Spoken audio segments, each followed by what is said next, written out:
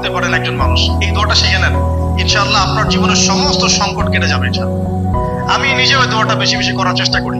দোয়াটা হচ্ছে, মুসা আলাইহিস সালাম একটা গাছের নিচে হেলান দিয়ে বসলেন, বসে দেখলেন দুইজন মেয়ে দাঁড়িয়ে আছে দূরে, পানি নিতে পারছে না, লোকজন পানি নিয়ে যাচ্ছে, ওরা দাঁড়িয়ে আছে বেচারি।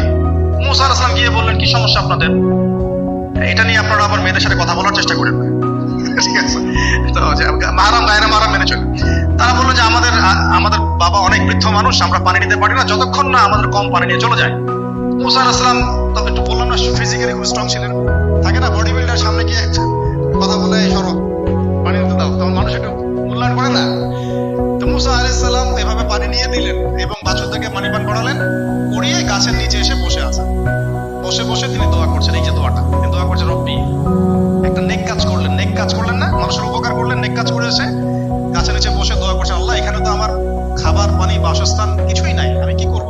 রব্বি ইন্নী লিমা আনজালতা ইলাইয়া মিন খায়রিন ফাকির, রব্বি ইন্নী লিমা আনজালতা ইলাইয়া মিন খায়রিন ফাকির। আবার বলেন, রব্বি ইন্নী লিমা আনজালতা ইলাইয়া মিন খায়রিন ফাকির। অর্থ হচ্ছে, হে আল্লাহ, তুমি তোমার পক্ষ থেকে আমার উপরে যে নিয়ামতগুলো দিবে, আমি এর জন্য ফকির হয়ে বসে আছি।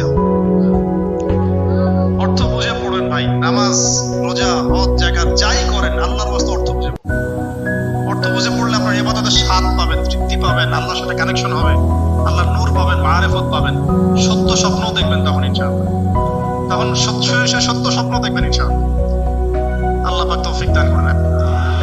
এবার আল্লাহ পাকের সাহায্য নেমে আসলো, ওই দুই মেয়ের মধ্যে একজন হেঁটে হেঁটে চলে আসছে। এবার এই মেয়ের হাঁটা সম্পর্কে কোরআন কথা বলেছে, সুবহানাল্লাহ।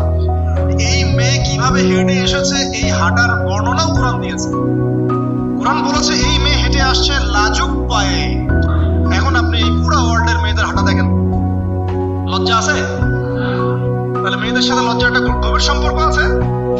এই মেয়ের প্রশংসা আল্লাহ পাক কোরআনে করলেন, লাজুক পায়ে, লাজুক ভঙ্গিতে, অবনত নয়নে সে হেঁটে আসলো। এখন আপনি কেলে যান, কোটিকে আপনাদের টুইন টাওয়ারে যান, দেখেন সবার হাঁটা চলা দেখেন, হায়া লজ্জার কোনো বালাই আছে এখানে?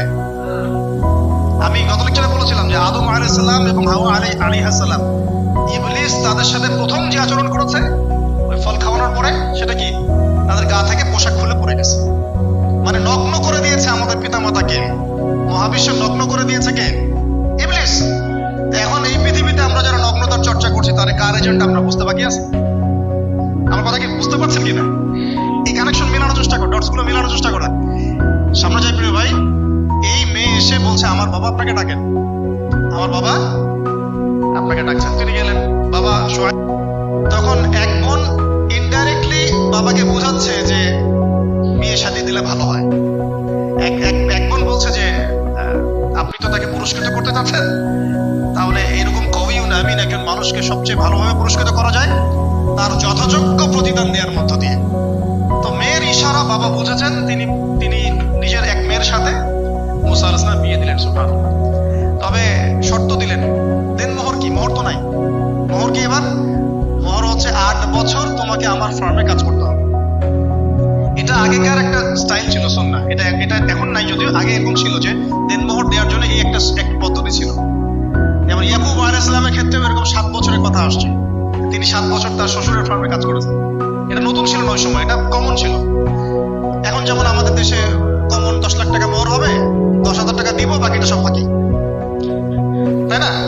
এরকম আর কি কমন কিছু বিষয় থাকে আর কি। আস্তাগফিরুল্লাহ, মাফ করুন। বলবে বাসরাতে, বলবে আমাকে মাফ করে দাও। শুরুতেই নিজের গায়রথহীনতার পরিচয় দিল।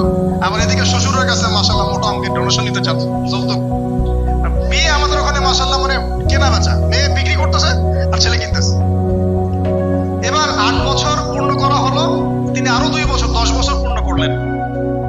এই 10 বছরে মুসা আলাইহিস সালাম নিবেশ পেলেন, অভিভাবক পেলেন, স্ত্রী পেলেন, প্রেমময়ী সন্তান ইত্যাদি সবকিছু।